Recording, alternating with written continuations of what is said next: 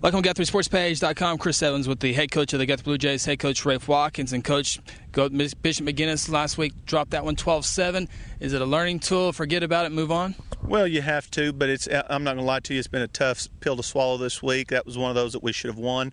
Probably affected me more than even the Booker T game, even though we know how that all went about over there. But that was one of those games we had to play the very best that we could. This last week, we were the better team.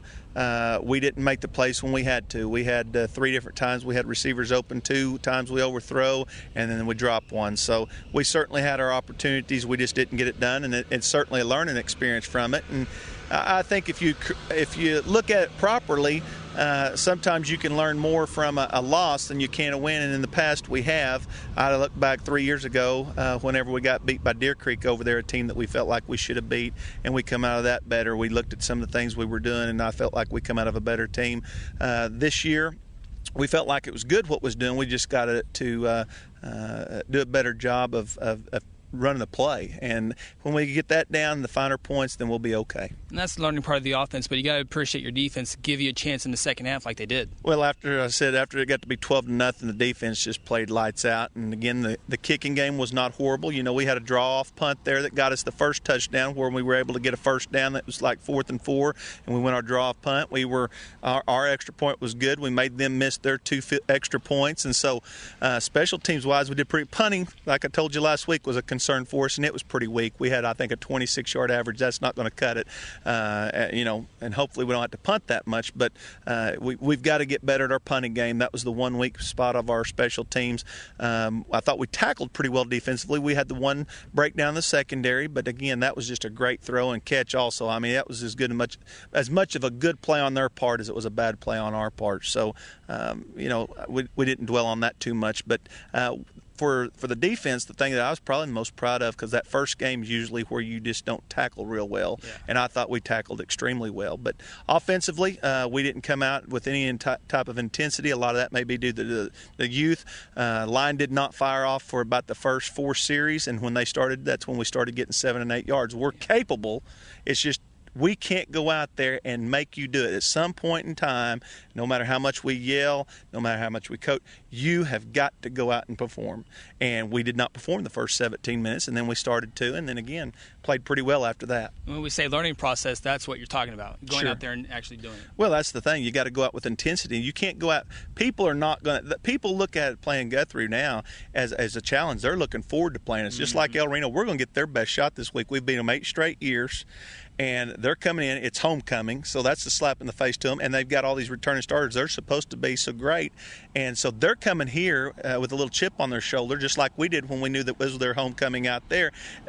You got to have homecoming sometime, but certainly as the visiting coach, you use it. We sit out there. It was like, last year, well, they must not respect you very much to be able to have you. At some point in time, we got to have a homecoming. Yeah. And for us, we want to have it before district play starts. Last year we played Durant for homecoming, and that makes me sick to have to worry about a district play.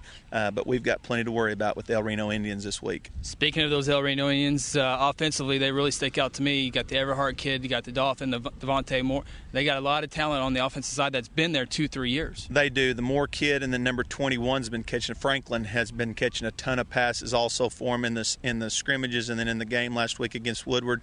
Both of those guys, 21 and 12, Moore and Franklin, are dangerous receivers. Jaquil Everhart last year when we played him, now he got better as the year went along. It was a learning process for him because used to it was either when they booted him out, he was going to tuck it and run. Right. And when we played him game 2 last year, that's what he was still doing. When they got on their run and then Coach Mick and Coach Beebe went and watched him in the semifinals against Booker T, they said he threw the ball extremely well. Well, he's throwing extremely well right now, and he's a dual threat now. It's not just his scrambling ability and how fast he is. He is throwing really well, and the guy can roll to his left and throw back to his right for, amazingly. Yeah, I mean, he's really good. And what makes it so tough is that when play breaks down, he might be even better at making something happen. Yeah, he's one of those type of kids that used to be like I said about Tucker Brown. It may be better keeping him in the pocket and not letting him scramble than it is to force him out, because that's when his God-given ability and quickness takes over. And you look at this team, dating back to last year, won 10 of their last 12 games. I mean, it's a confident team coming in. Sure it is. And, again, with all the senior leadership and stuff that they have, they're coming in here to the Rock and ready to get after the Blue Jays, I can assure you. Coach Cobble, I'm at 3-7 in 2007, then the big 10 wins a year ago. What a job he's done. He has. You know, Coach Cobble was out there in the 80s, and they went to the semifinals. Then after he left, and Coach Carter took them a couple of times to the finals and the semifinals. But then they fell on some hard times. He come through. They got a great group of kids coming through right now. And, again, Coach Cobble's done a great job with them. It'll be fun to finally open up Jelsom Stadium. It is. You know, again, the wet weather this week. Hopefully we don't get any more between now and Friday. But it's down painting it today, and it's in good shape right now. Any more rain, and it could get pretty mushy. It's not going to be slick because the grass is perfect, but we could tear it up in a hurry. Coach, best of luck. Thank you. For our head coach, Rafe Watkins, I'm Chris Evans. Thank you for watching GuthrieSportsPage.com.